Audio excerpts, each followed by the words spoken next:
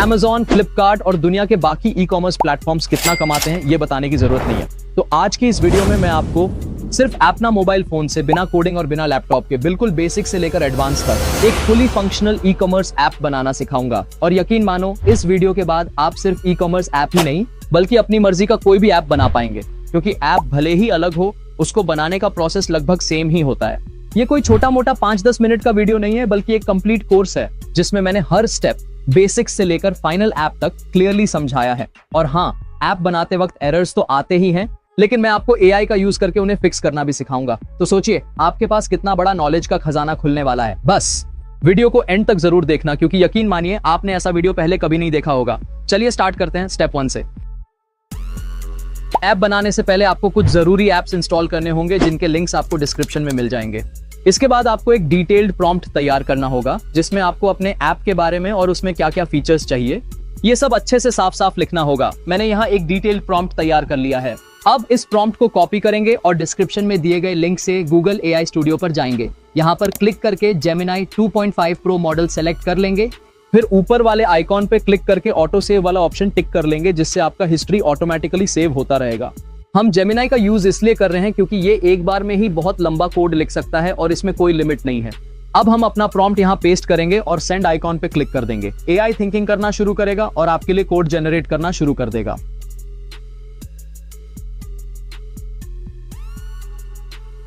कुछ देर कोड लिखने के बाद ये रुक जाएगा, तो हमें बस सिंपली कंटिन्यू लिखकर दोबारा सेंड करना है। जेमिनी फिर से कोड लिखना शुरू कर देगा।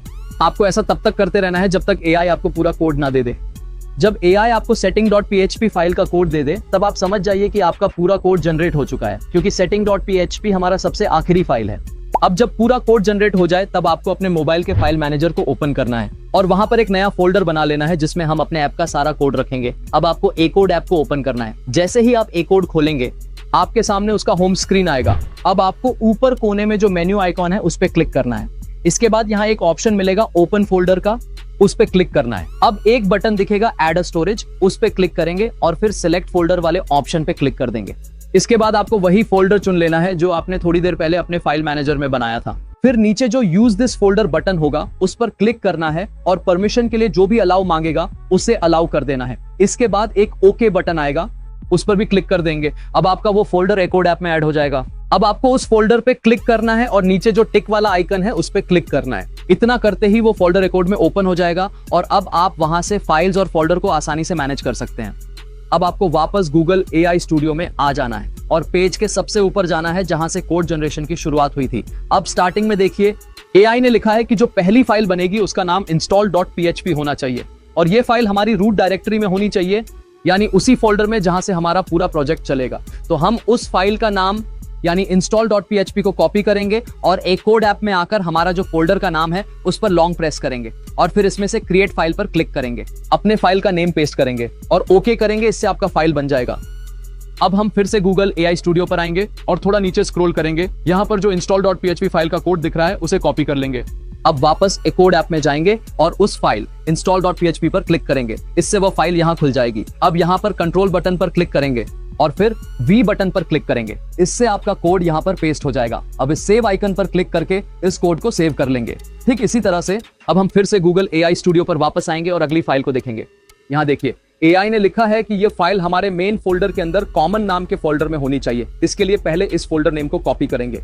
अब एकोड ऐप में फिर से अपने मेन फोल्डर पर लॉन्ग प्रेस करेंगे, फिर क्रिएट फोल्डर वाले ऑप्शन पर क्लिक करेंगे, फोल्डर का नाम पेस्ट करेंगे और ओके बटन पर क्लिक करेंगे और हमारा फोल्डर बन जाएगा। अब उस फोल्डर पर लॉन्ग प्रेस करेंगे और न्यू फाइल पर क्लिक करेंगे। फिर हम गूगल एआई स्टूडियो पर आएंगे और जो हमारा फाइल नेम है उसे कॉपी कर लेंगे। फिर से एकोड ऐप में आएंगे और यहाँ पेस्ट करके ओके कर देंगे। अब फाइल बन गई। फिर से उस फाइल पर क्लिक करेंगे और वह यहाँ ओपन हो जाएगी। फिर से हम एआई के पास आएंगे और नीचे स्क्रॉल करके पहले की तरह ही इस कोड को कॉपी कर लेंगे। फिर से एकोड ऐप में आकर कंट्रोल बटन और वी पर क्लिक करेंगे और हमारा कोड यहाँ पेस्ट हो जाएगा। फिर हम इस सेव आइकन पर क्लिक करके इसको सेव कर देंगे। तो अब आपको इस फोल्डर के जितनी भी फाइलें होंगी उन्हें इसी तरह से बनाना है और उनमें कोड पेस्ट करके सेव करते जाना है। मैं अब थोड़ा फास्ट करके दिखाता हूं।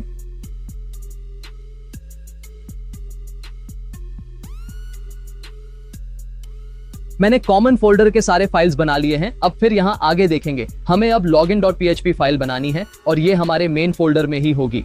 तो पहले की तरह ही फाइल नेम को कॉपी करेंगे, ए कोड ऐप में आएंगे, अपने मेन फोल्डर पे लॉन्ग प्रेस करेंगे और न्यू फाइल पे क्लिक करेंगे। फिर अपना फाइल नेम पेस्ट करेंगे और ओके बटन पे क्लिक करेंगे। अब आपकी फाइल बन जाएगी। फिर से फाइल नेम पे क्लिक करेंगे और वह यहाँ ओपन हो जाएगी।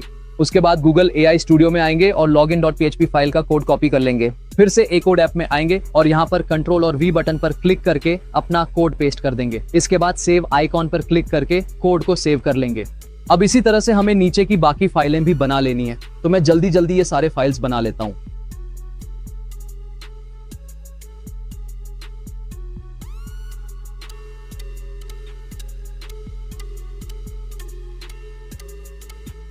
तो मैंने ऊपर के सारे फाइल्स बना लिए हैं। अब आगे लिखा है एडमिन पैनल, यानी अब हमें एडमिन ऐप के लिए फाइल्स बनाने हैं।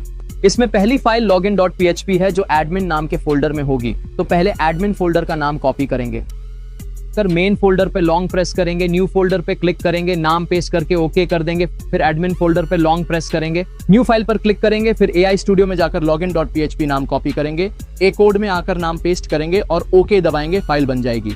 फिर फाइल पे क्लिक करके उसे ओपन कर लेंगे। अब फिर से AI स्टूडियो में स्क्रॉल करके कोड कॉपी करेंगे, कोड में आकर पेस्ट करेंगे और सेव आइकॉन दबाकर सेव कर लेंगे। अब अगली फाइल कॉमन फोल्डर में है जो एडमिन फोल्डर के अंदर होगा।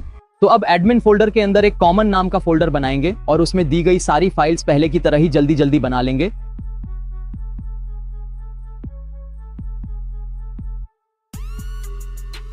अब मैंने सारे फाइल्स बना लिए हैं। आपका कंप्लीट स्ट्रक्चर तैयार है। आप चाहें तो इसका स्क्रीनशॉट ले सकते हैं। कोड जनरेट हो चुका है। अब बारी है अगले स्टेप की, जिसमें हम इसको रन करके देखेंगे। इसके लिए सबसे पहले ए वेब सर्वर ऐप को ओपन करेंगे। अब यहाँ सेलेक्ट बटन पे क्लिक करना है, फिर इंटरनल वाला ऑप्शन चुनना है और उसके बाद ओके बटन दबाना है। अब आपको यहाँ पर उसी फोल्डर को सिलेक्ट कर लेना है जिसमें हमारा कोड था। सेलेक्ट करने के बाद नीचे सेलेक्ट बटन पर फिर से क्लिक करेंगे और ये फोल्डर इस ऐप में ऐड हो जाएगा। देखिए अब हमारा ऐप सिर्फ HTML में नहीं बल्कि PHP में बना है और PHP को चलाने के लिए एक सर्वर की जरूरत होती है। तो ये ऐप हमारे मोबाइल पर अभी एक लोकल सर्वर बना देगा जिससे आप बड़े बड़े ऐप्स आसानी से बना सकते हैं। आपको बता दूं कि फेसबुक भी PHP से ही बना था। अब यहाँ सर्विस वाले सेक्शन में जाकर स्टार्ट बटन पे क्लिक करेंगे, फिर इस MySQL आइकन पे क्लिक करना है और इसमें भी सर्विस वाले सेक्शन में जाकर स्टार्ट बटन पे क्लिक कर देना है। इससे हमारा ऐप टेस्ट करने के लिए रेडी हो जाएगा। अब आपको अपने किसी भी ब्राउजर को ओपन करना है और वहां के सर्च बार में ये जो लिंक है उसे पेस्ट कर देना है और फिर सर्च करना है। इससे हमारे ऐप के लिए जो भी जरूरी चीजें हैं वो सारी सेटअप हो जाएंगी। लेकिन देखिए यहाँ पर हमें कुछ एरर्स आ गए हैं, तो इसे फिक्स करने के लिए बस इस एरर को कॉपी कर लेंगे और फिर गूगल AI स्टूडियो में आ जाएंगे। फिर अपना एरर यहाँ पे पेस्ट कर देंगे और इसमें कहेंगे कि इसको फिक्स कर दो। फिर सेंड आइकॉन पे क्लिक कर देंगे। अब AI आपको एक अपडेटेड कोड देगा। इसमें लिखा होगा कि हमें install.php फाइल को अपडेट करना है। तो इसके लिए यहाँ से उस कोड को कॉपी कर लेंगे, फिर वापस ए कोड ऐप में आएंगे, आराम से install.php फाइल को ओपन करेंगे, फिर पहले से मौजूद पुराने कोड को हटाने के लिए कंट्रोल बटन पे क्लिक करेंगे, फिर ए बटन पर। अब ये पूरा कोड सेलेक्ट हो जाएगा। फिर यहाँ कट बटन ऐसी सबको हटा देंगे और न्यू कोड यहाँ पेस्ट कर देंगे और अंत में सेव आइकॉन पे क्लिक करके फाइल को सेव कर देंगे। फिर से हम ब्राउजर में आएंगे और यहाँ पर उसी लिंक को ओपन करेंगे और आप देख सकते हैं कि ये सक्सेसफुली रन हो चुका है और यहाँ पे सब कुछ सेटअप हो गया है। अब आपको थोड़ा वेट करना है और आप खुद ब खुद लॉगिन पेज पर आ जाएंगे और वाओ, आप देख सकते हैं कि कितना कमाल का डिजाइन है। यहाँ पे पहले हम एक अकाउंट बना लेते हैं। इसके लिए साइन अप वाले टैब में सबसे पहले मैं अपना एक नेम डाल देता हूँ, फिर ईमेल एड्रेस, पासवर्ड, ये सब भरने के बाद साइन अप बटन पर क्लिक करेंगे और आप देख सकते हैं कि हम सक्सेसफुली साइन अप हो गए हैं। अब ये हमारा ऐप का होम पेज है। अभी यहाँ पे कोई प्रोडक्ट या कैटेगरी शो नहीं हो रही है क्योंकि हमने अभी कुछ ऐड नहीं किया है, लेकिन आप देख सकते हैं कि हमारे ऐप का डिजाइन कितना गजब का बना है। अब आपका जो ये लिंक है उस पर क्लिक करना है और URL के आगे स्लैश लगाकर एडमिन लिख देना है और फिर इसे ओपन करना है। अब आपके सामने ये एडमिन पैनल खुल जाएगा। इसमें आपको अपना यूजर नेम और पासवर्ड डालना होगा और फिर हम लॉगिन कर लेंगे। ये पैनल डेस्कटॉप मोड में ज्यादा अच्छा दिखेगा, इसलिए हम ब्राउजर को डेस्कटॉप साइट में स्विच कर लेंगे और अब आप देख सकते हैं कि हमारा एडमिन पैनल भी कितना कमाल का है। यहाँ पर ये हमारा डैशबोर्ड है और बगल में सारे सेक्शंस दिख रहे हैं। अब हम सबसे पहले कैटेगरी वाले सेक्शन पे क्लिक करेंगे, फिर यहाँ पर ऐड कैटेगरी वाले बटन पे क्लिक करेंगे। अब एक छोटा सा फॉर्म खुलेगा जहां हम अपना कैटेगरी का नाम डालेंगे, फिर नीचे वाले इमेज अपलोड बटन से एक इमेज सिलेक्ट कर लेंगे। जैसे ही इमेज सेलेक्ट हो जाए नीचे वाले सेव बटन पर क्लिक करेंगे और आप देख सकते हैं कि हमारी कैटेगरी सक्सेसफुली ऐड हो चुकी है। अब हम प्रोडक्ट वाले सेक्शन में क्लिक करेंगे, फिर वहां पर ऐड न्यू प्रोडक्ट वाले बटन पे क्लिक करेंगे। अब एक नया फॉर्म खुलेगा जिसमें सबसे पहले हम प्रोडक्ट का नाम डालेंगे, फिर उससे जुड़ी कैटेगरी को सिलेक्ट करेंगे, फिर नीचे प्रोडक्ट का प्राइस। फिर स्टॉक और नीचे एक छोटा सा डिस्क्रिप्शन डालेंगे। इसके बाद नीचे वाले इमेज अपलोड बटन से प्रोडक्ट की इमेज सिलेक्ट करेंगे और फिर सेव बटन पर क्लिक करेंगे। इससे हमारा प्रोडक्ट भी ऐड हो जाएगा। अब मैं इसी तरीके से कुछ और सैंपल कैटेगरी और प्रोडक्ट जल्दी जल्दी ऐड कर लेता हूं ताकि हमारा ऐप फुल सेटअप लगने लगे। अब चलिए हम फिर से अपने यूजर ऐप में चलते हैं और देखते हैं कि अब कैसा दिख रहा है। इसके लिए फिर से वही वाला लिंक खोल लेंगे और आप देख सकते हैं कि अब सब कुछ कितना बढ़िया तरीके से शो हो रहा है। ऊपर की तरफ कैटेगरीज दिख रही हैं और नीचे हमारे प्रोडक्ट्स की लिस्ट आ रही है। और सच में आप खुद देखिए ये कितना प्रोफेशनल तरीके से डिजाइन किया गया है। अब चलिए किसी एक कैटेगरी पर क्लिक करते हैं और देखिए यहाँ पर कुछ शो नहीं हो रहा है, साथ ही एक एरर मैसेज भी आ रहा है। तो इसे फिक्स करने के लिए सबसे पहले हम इस एरर का एक स्क्रीनशॉट ले लेंगे। फिर हम वापस गूगल AI स्टूडियो पर जाएंगे। यहाँ पर प्लस वाले आइकॉन पर क्लिक करेंगे और अपलोड फाइल वाला ऑप्शन चुनेंगे। फिर अपने मोबाइल से वो स्क्रीनशॉट सेलेक्ट कर लेंगे।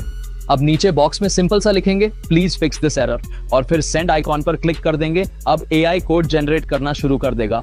थोड़ा वेट कर लेना है। देखिए AI ने बताया कि हमारा product.php फाइल बना ही नहीं है, तो पहले की तरह ही जल्दी से हम ये फाइल क्रिएट कर लेंगे और फिर इसमें AI के दिए हुए कोड को कॉपी करके सीधे एकोड ऐप में आकर पेस्ट कर देंगे। अब हम फिर से उसी कैटेगरी पे क्लिक करेंगे और देखिए अब हमारा प्रोडक्ट पेज खुल गया है और उसमें सारे प्रोडक्ट्स भी सही से दिख रहे हैं। अब हम प्रोडक्ट डिटेल पे क्लिक करेंगे और यहाँ देखिए कितना अच्छे से प्रोडक्ट का डिटेल दिख रहा है। नीचे रिलेटेड प्रोडक्ट्स भी अच्छे से शो हो रहे हैं। अब हम ऐड टू कार्ट बटन पे क्लिक करके देखते हैं और देखिए यहाँ पे एक एरर आ गया है। कोई बात नहीं, इसको हम फिक्स कर लेंगे। इसके लिए पहले इसका स्क्रीनशॉट ले लेते हैं। अब कार्ट पेज पे क्लिक करके देखते हैं। देखिए प्रोडक्ट ऐड हो चुका है। फिर चेकआउट बटन पे क्लिक करेंगे और देखिए अब हम चेकआउट पेज पे आ गए हैं। यहाँ पे हमें अपना एड्रेस डालना है, तो मैं एक डमी एड्रेस लिख देता हूँ। फिर नीचे प्लेस ऑर्डर बटन पे क्लिक करेंगे और देखिए यहाँ भी एक एरर आ गया है, तो इसका भी स्क्रीनशॉट ले लेते हैं। अब हम गूगल AI स्टूडियो पे आ जाएंगे। यहाँ प्लस वाले आइकॉन पे क्लिक करके अपना स्क्रीनशॉट सेलेक्ट कर लेंगे। अब नीचे लिख देंगे कि कहाँ प्रॉब्लम आई है। फिर सेंड बटन पे क्लिक कर देंगे। अब थोड़ा वेट करना है। AI आपके लिए अपडेटेड कोड तैयार करेगा और देखिए इसने product detail page, cart page और चेकआउट पेज का नया कोड दे दिया है। अब हम जल्दी से पुराना कोड हटाकर नया वाला पेस्ट कर देंगे और इस तरह से कोड अपडेट हो जाएगा। चलिए अब फिर से टेस्ट करते हैं। मैंने एक प्रोडक्ट को ऐड टू कार्ट किया है और आप देख सकते हैं कि ये हमारे कार्ट में सक्सेसफुली ऐड हो गया है। अब हम कार्ट पेज पे जाते हैं और फिर चेकआउट बटन पे क्लिक करेंगे। इसके बाद हम चेकआउट पेज पर आ जाएंगे। यहाँ पर नीचे दिए गए प्लेस ऑर्डर बटन पे क्लिक करेंगे और वाओ, आप देख सकते हैं कि हमारा ऑर्डर सक्सेसफुली हो चुका है। और यहाँ देखिए ऑर्डर स्टेटस भी कितना बढ़िया तरीके से शो हो रहा है। चलिए अब देखते हैं कि ये ऑर्डर एडमिन पैनल में आया या नहीं। अब हम एडमिन पैनल में जाते हैं और ऑर्डर्स वाले सेक्शन में क्लिक करते हैं और आप देख सकते हैं कि यहाँ पर हमारा नया ऑर्डर आ चुका है। अब ऑर्डर का डिटेल देखने के लिए हम इस व्यू वाले बटन पे क्लिक करेंगे और देखिए आपके सामने ऑर्डर का पूरा डिटेल आ चुका है। यहाँ पर आप ऑर्डर का स्टेटस अपडेट कर सकते हैं, जैसे कि मैं अभी कर रहा हूं। अब चलिए वापस यूजर ऐप में जाकर देखते हैं और देखिए यहाँ पर हमारा ऑर्डर स्टेटस अपडेट हो चुका है। अब जैसे ही कोई ऑर्डर डिलीवर्ड हो जाता है तो आप एडमिन पैनल से उसका स्टेटस अपडेट कर देंगे और फिर वो ऑर्डर यूजर के ऐप में हिस्ट्री वाले सेक्शन में दिखाई देगा। इसके अलावा अगर आप एडमिन पैनल में यूजर वाले सेक्शन में जाएंगे तो वहां पर आपको सारे रजिस्टर्ड यूजर्स की लिस्ट दिख जाएगी। और लास्ट में अगर आपको अपना पासवर्ड बदलना है तो आप सेटिंग्स और PHP वाले सेक्शन में जाकर पासवर्ड को आसानी से चेंज कर सकते हैं। और बधाई हो, अब आप सीख चुके हैं कि कैसे सिर्फ अपने मोबाइल फोन से एक प्रोफेशनल ई-कॉमर्स ऐप बनाया जा सकता है। लेकिन फिलहाल ये ऐप सिर्फ आपके फोन में है। अगर आप सीखना चाहते हैं कि इसे ऑनलाइन कैसे होस्ट किया जाता है और इसे एक मोबाइल ऐप में कैसे बदला जाता है तो नीचे कमेंट करें, मैं उस पर भी वीडियो जरूर लाऊंगा। और अगर आपको इस वीडियो से सच में कुछ सीखने को मिला हो तो प्लीज वीडियो को लाइक जरूर करना। अगले